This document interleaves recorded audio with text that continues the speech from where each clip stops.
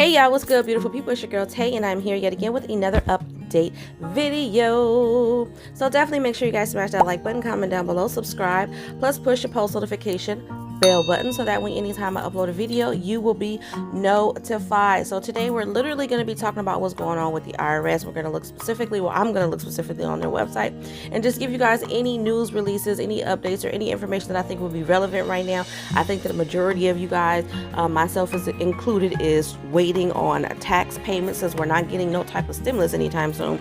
So the only large payout we'll be getting this year for some of us is going to be those taxes. Now, this first article that I'm going to read, I just want to let you guys know, disclaimer, this is not from the actual IRS website. Okay, and I say that to say that the information may or may not be okay. I mean, not okay. It may or may not line up with what's on the IRS website, if that makes any sense. Okay, so this was reported by U.S. News. It says the IRS deposit dates for this year, 2022, for refunds for 2021. It says the tax filing process in 2022 is a lot closer to normal than ever, than either, I meant to say, 2020 or 2021, where so many Americans will have to be ready. Okay. Thank you. Where so many Americans will have to be ready to file their taxes by Monday, April the 18th, 2022, which is the deadline this year. As a result of life getting back towards the pre-pandemic normal, the federal and state income tax returns filing process should also be relatively regular, meaning that taxpayers could receive their refund payments within just 2 to 3 weeks. I think that that's highly unlikely because they just released information not too long ago saying how backed up they are, how they were still working on refunds from the year 2020. Okay, so it says, what dates are the IRS sending out refunds? A number of factors will determine when a tax refund will be received by a taxpayer. Now, a couple of those factors include if the taxpayer is claiming credits like EITC or the CTC, which is the child tax credit, and the earned income tax credit, whether the return is mailed or e-filed. Everybody knows generally e-filed returns are supposed to receive attention quicker than the ones that are done by slow mail, okay, because they have to go through those, manually upload that information into the system, and then move forward in trying to process it, okay. Whether the taxpayer has existing federal debts. The stimulus checks sent out in 2020 as well as last year in 2021 will not affect income tax refunds, though some taxpayers may be determined to have been owed one, which could lead to higher refunds. Okay, so even if you didn't receive all of your stimulus money, when you fill out your tax return with your tax preparer, there are going to be questions on your tax refund, on your tax, what do you call that? Your taxes. That's going to ask, did you receive all of the money that you were supposed to get as it pertains to stimulus? And of course, if you did not, then they're going to send you that along with your tax return, okay? Your tax refund, I meant to say. If an income tax return has earned income tax credit or child tax credit, the processing will be delayed by 2 to 3 weeks. From what I understand, again, speaking to a person that actually files taxes for a living, they are saying that anyone who has those or is planning on receiving those credits will most likely not receive their refunds until after February the 15th, which is not that far off, okay? And considering they just opened up the IRS January the 24th, I think that's not too bad. I don't know why there are some people that receive their tax refunds really, really quick, like sometimes a week, 7 days after they actually fill out their return, okay? So I hope it's like that for everybody, but 9 times out of 10, there's going to be a lot of people that are still going to be waiting come April, June, July, and so on and so forth this year, okay? Now, let's get into these dates. It says tax returns e-filed by January the 24th should be sent by January the 31st. Those to arrive by January the 31st will be sent on February the 11th.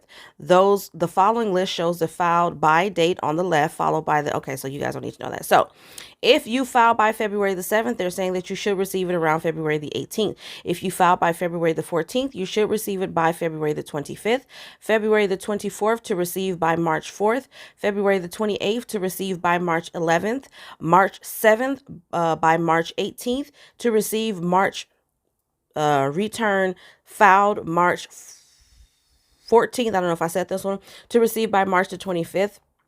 Filed by March 21st to receive April the 1st, filed by March 28th to receive by April the 8th, filed by April the 4th to receive April the 15th, by April the 15th, filed by April the 11th, to receive by April the 22nd, filed by April the 18th, to receive by April the 29th, filed by April the 25th, to receive by May 6th, just a few more, y'all, filed by May 2nd, to receive by May 13th, and filed by May 9th, to receive by May 20th, filed by May 16th, to receive by May 27th, and then the last one is filed by May 23rd, to receive by June 4th. Now, again, many factors could affect your individual returns and could also prolong the time. Okay, so just be mindful of that. Also, this is not coming from the U.S. Department of Agriculture. Not U.S. Department of Agriculture. This is not coming from the IRS. What is this called? The IRS website. This is coming from something else. I don't know if you guys can see. I just want to see if it's not glaring too much. If y'all can see that. Maybe you can. Okay. Well, if you saw it, that's the site that I'm on, okay? Just in case you were wondering. Now, let's actually go to the IRS website. And see what they're talking about on there. So I'm actually on the IRS website. I'm looking at the news releases for this current month, which is February. Okay, so they want you guys to be vigilant of scammers. Okay, we have scammers year round, but there has been a lot more scamming going on. As a matter of fact, I had a relative that contacted me because there were several people that did not get their regular EBT benefits on their cards. No, not their EBT benefit, their money on their EBT card. There was hundreds of people who didn't get it. They said that their system had went down, and when the system went down, that allowed hackers to come in and they wiped out all these people's cash benefits. Like there was, when I say she told me there was hundreds of people at her particular office that said that they were aware that people were missing benefits. Of course, it's going to take 1 to 20 days for them to get it back. They have to go and file a police report, you know what I mean, just to validate, which I think was kind of pointless considering you have a lot of people in here with the same issue. You think all these people woke up, got together and said, hey, let's steal our own money. You know, not to say that stuff like that doesn't happen, but I just think that that's highly unlikely. So I didn't really understand the need to go to the police station, but she needed to go to the police station and get a police report filed saying that someone basically scammed and stole her money off of her card. I have no idea how that happened. However, this came out today, February the 3rd. It says, as the new year begins, the Internal Revenue Service reminds taxpayers to protect their personal and financial information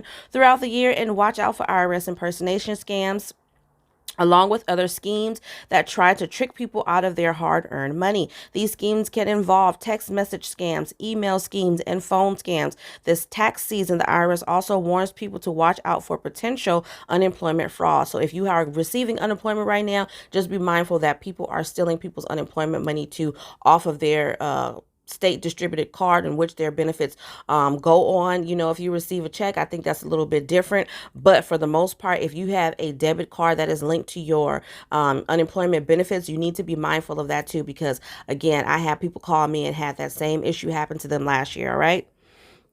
With filing season underway, this is a prime period for identity thieves to hit people with realistic looking emails and texts about their tax returns and refunds. Always, I'm telling you guys this is me saying, if you receive a suspicious email, a suspicious text, or a suspicious phone call, you want to call the IRS. I know it's probably going to be hard to get through to them, but you want to make sure that you call them, communicate with them directly to figure out if the information that you receive via text, via phone, via email is valid or not, okay? If it's fraudulent or not. Where was I? That information actually came from the IRS Commissioner Chuck Reddick. Watching out for these common scams can keep people from becoming victims of identity theft and protect their sensitive personal information that can be used to file tax returns and steal refunds, okay?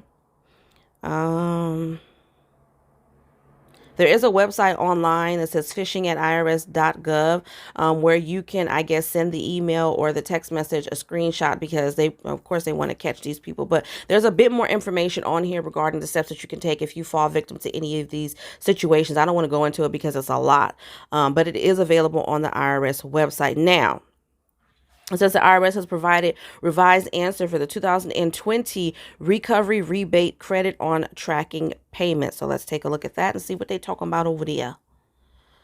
Oh, this is a whole FAQ. I'm gonna let you guys look at that yourself. There was something else that I wanted to share with you guys. I think that is pretty much it though. Okay, just some general information on the IRS. This came out February the 1st. It says tax time guide, important considerations before filing a 2021 tax return. In Washington, now that the 2022, blah, blah, blah, blah. We don't need to know that. While taxpayers should not file late, they also should not file prematurely. So they're telling you not to rush in and file your taxes. People who file before they receive all the proper tax reporting documents risk making a mistake that may lead to processing delays. So let's say you go ahead and you do your taxes and you forgot about a 1099 or you forgot about a W-2 that you're going to be receiving. Majority of that information obviously gets reported to the IRS. So if you file your taxes without adding that information on there, of course that's going to delay your tax return and probably going to be transferred to the department in which they're going to be doing it based on manual review. Okay.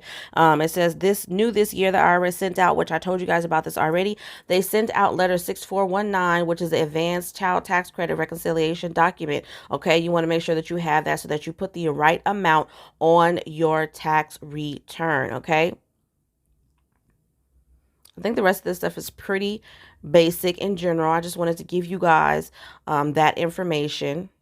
That is all, though. I think that the most important was what was released today as it pertains to fraudulent scams and things of that nature. Okay. So moving on from there, you guys, we got some news. Okay, so I told you guys this is Black History Month, okay? Happy Thursday, you guys. Happy Thursday. Happy Black History Month and all of that. I did find an article, again, reported by USA Today, talking about reparations for African Americans, okay? So I'm going to bring it to y'all because it's important to me, okay? Supporters of a federal effort to study reparations for Black Americans are closely watching an ongoing debate in California over how to address the wrongs of history and dismantle racist structures, okay?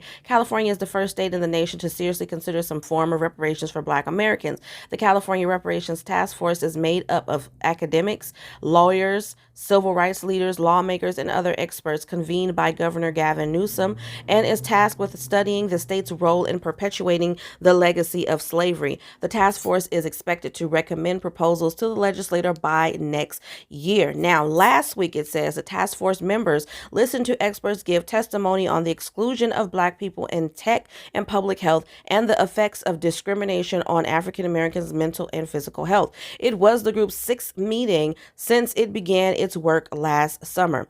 This is someone speaking now. It says, we need to lead on this. We need to show the nation what reparations truly can look like. And this is coming from California State Senator Stephen Bradford, who is one of the two lawmakers appointed to the task force. It's often said, so goes California, so goes the nation. Okay, so basically they're trying to say that California leads when it comes to stuff like this. The red dress proposals will be expansive, including everything from direct payments, housing, and business grants to recommendations for ending policies that the task force identifies as discriminatory according to the task force members. Okay. Theopia Jackson, a professor of psychology at Saybrook University in Pasadena, California, testified before the commission Friday on the psychological toll of discrimination on Black Americans and encouraged the task force to do more than just consider financial redress. I think I'm saying that right. Redress, whatever it is, redress. I think it's redress. She suggested members come up with solutions to target the systems that continue to do harm to our people from psychological, emotional, and spiritual place. And I have to say, you guys, I 100% agree with all of us. I definitely believe that African Americans do deserve some type of reparations. No one has suffered more than we have. Now, that's not to say that other cultures and backgrounds have not suffered at all. Because the moment you say this, and this is the one thing that I don't like, is the moment you say this, then you have people from various different communities that want to come forward and say, well, what about us? Okay. To be perfectly honest, I feel like a lot of different communities, and I'm not going to get into the specifics of that on here because I don't want anybody to feel offended. This is not to offend anybody, but I feel like we've seen some changes, whether they're big, whether they're small, as it comes to making other people feel more comfortable. Okay. Again, I can't really go too deep into it because I don't want to make anybody feel uncomfortable or anything like that. But there are plenty of communities that I feel are starting to see changes. Meanwhile, people of color, okay, are not seeing the changes that we deserve. People are still getting hurt. There's still a lot of police brutality. And again, I know someone is going to say, because when I made a comment, I think it was in my video yesterday when I was talking about that young lady who passed away, who was murdered, Lauren Smith Fields. Someone said in the comment section, well, all people get murdered. It's like stuff like that that really bothers me. I'm not talking about you. Yes, people get murdered from plenty different backgrounds. It's not just African Americans, but I'm not going to sit here and act like I don't see that the amount of African Americans or people of color in general are suffering a heck of a lot more than other backgrounds. We're not going to sit here and act like we don't see this. You can if you want to, but I'm not. And unfortunately, my skin color has put me in situations where I've been followed by the cops, where I've been watched when I'm walking in a store because they think I'm going to steal something, where I've walked up around someone having on a sweatshirt and a sweatpants with a beanie on or something, and people are clutching their purses because they think I'm trying to do something to them. I'm not going to sit here and say that that stuff doesn't happen to me. I've been driving around with my kids plenty and have cop cars behind me following me, you know what I mean, for a substantial amount of time. And then when I decide to pull over, they don't put their lights on, but I pull over because I don't like people following me in general. If you want to get out and come talk to me, then you get out and come talk to me, but you're not going to follow me, you know what I'm saying, like I'm doing something wrong. I've pulled over and then they come out from around me, from the back of me, and they flash their flashlight in my car to see who's in my car, just to see it's me and my children. I've had that happen to me, okay? So we're not going to sit here and act like these things are not happening, okay? So, you know, like I said, this is my month. I mean, this is our month. This is Black History Month. I'm definitely going to be bringing a lot of attention to these things that I don't like. And if you don't like it, then I suggest you exit stage left. But yeah, I thought that that was really, really, really, really, really great. Let's read down further. Cash reparations are largely unpopular with white Americans and widely backed by Black Americans. That's obvious, okay? That's obvious. Why would they want to give us any money? Why? Why would they want to? They think less of us.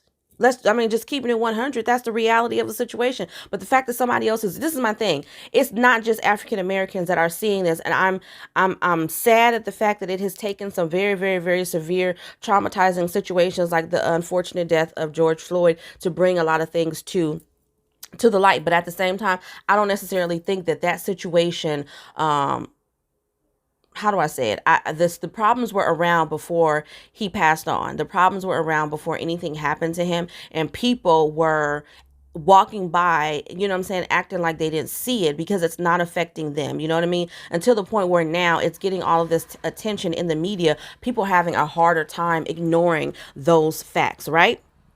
That's just my personal opinion about the situation, but you know, I'm definitely with it with whatever they choose to do. It says Chris Lodgen or Lodson, the lead organizer with the Coalition for a Just and Equitable California, hopes to see direct cash payments as part of a larger package of remedies. Okay, he says the path forward is going to have to, in addition to that, create specific types of reparations that target helping our people here in California become not just more powerful consumers, but also help us to become better producers. Okay, so that must go hand in hand with direct cash payments, and that means endowing us with business grants, endowing us with industrial grants, so on and so forth. California, which joined the Union as a free state in 1850, but enforced fugitive slave laws, wouldn't be the first government to carry out a reparations program for Black residents. Okay, so then it goes on to talk about what happened in Illinois. Evanston, Illinois, in 2019 says became the first city in the United States to approve financial reparations for Black Americans when it approved a $10 million reparations fund for its Black residents and for people whose Black ancestors lived in the city. It rolled out its first initiative last month, selecting the first round of participants to receive $25,000 in housing grants. So yes, definitely want to see more of this going on. It says in June, mayors from around the country, including the mayors of Austin, Texas, and Los Angeles, formed a group pledging to bring about reparations in each of their cities. Reparations advocacy groups organizing at the national level say these state and local initiatives will prove integral not just in pushing the HR 40 over the hump, but in helping create the infrastructure for a federal reparations program. Okay, so there's definitely a heck of a lot more in this particular article, talking about money and from the past and things of that nature. But I think that you guys pretty much have got the point. I know that got me all riled up or whatever, but you know, I am what I am. I'm African American and I'm always going to fight for my people no matter what. Okay, so it is what it is. Now, moving on from that. You know what was funny though, before I get into the next topic, something that I found funny, someone said yesterday I deleted their comments, so you're not going to be able to find it. But there was a person that came on and said, again, stop talking about your children in the comment section and just talk about the business. I definitely deleted them and made sure that their comments will not be seen on my channel anymore. But then there was another person that said something a couple of days ago. And it was funny to me because the way that she said it was like we were in a relationship with each other. Like she put in the comments, I'm going to have to let you go. You have a lot of questions yourself, and I think that I'm going to have to let you go. And for me, it was like, let me go. I don't work for you. I don't know you. What you mean, let me go? Why do people think that it's necessary to put stuff down there like that in the comments? What you mean you have to let me go? This is not, you know what I'm saying? Like, it was just weird to me, but at the same time, it was funny because it was like, you seem like an entitled person. I feel like the day that people stop asking questions is when humans stop evolving and stop growing because nobody knows everything in the world. I don't know everything. So yes, I have questions. I'm going to continue to have questions until the day that I die because I constantly keep myself in a state of learning, being open to learning new things from different people, different places all the time. So that didn't make any sense to me, but that to me is the mindset of a person that has no intentions of growing, evolving. They feel like they've already reached their best self because that didn't make sense to me because you have a lot of questions yourself. Yeah, I'm questioning a lot. I'm questioning these vaccines. I'm questioning the government. I'm questioning healthcare. I'm questioning a lot. What's wrong with that? But anyways, y'all know I go on these rants. And again, if you don't like it, oh well. Because I don't know why y'all think that's going to make me stop. I don't understand why people come on here and try to tell me not to talk in my videos and think that that's going to make me actually not do it. Because it's not. If anything, it's making me want to do it more. Now, taking a look at pandemic EBT, it looks like we've got the same states on here. I don't know how many. 1, 2, 3, 4, 5, 6, 7, 8, 9, 10, 11, 12 states for pandemic EBT for school year 2021-2022. That is Colorado, Delaware, Indiana, Ohio, Michigan, Minnesota, New Mexico, North Carolina, Rhode Island, Vermont, Virginia, and Wisconsin. And now let's take a look at emergency SNAP maximum benefits for the month of February. I don't know if there are any additional states, but as of right now, I'm not going to give you the payout dates because I did that in yesterday's video. So go ahead and check that out if you want the new payout dates. I will say that in the comments, I had a couple of you guys who gave mention to some states that are not on this list and said that they have been approved, but that they noticed that the information was not on the USDA website. And the state in particular that I remember off the top of my head, I believe is Kentucky. And I'm looking at the USDA right now, and Kentucky is not on this list. So as of today, which is Thursday, February the 3rd, we have Alabama, Colorado, DC, Hawaii, Indiana, Iowa, Maine, Maryland, Michigan, New Jersey, Ohio, Oregon, Rhode Island, South Carolina, Virginia, Washington, West Virginia, Wisconsin, and Wyoming. So again, you guys, I am not going to do the payout dates today because I did do that in yesterday's video. So check that out. If you want that information, also, you are welcome to go on to the United States Department of Agriculture website. Now, I've told you guys this before, but since I've had so many new subscribers that has joined the fam, which welcome, by the way, if the information is not available on the United States Department of Agriculture, the USDA, why my eyes look low and sleepy? I don't like that. But anyways, if you cannot find this information, like I sometimes can't on the USDA website, sometimes your state will release this information before updated here on their social media pages. So Facebook, Twitter, Instagram, you can go on the Department of Human Services or Department of Social Services, whatever it's called in your state, go to their social media pages and look up EBT, emergency SNAP maximum benefits, emergency allotments, and there should be some updated information there. Sometimes, now there is no guarantee, but for the most part, you can find that information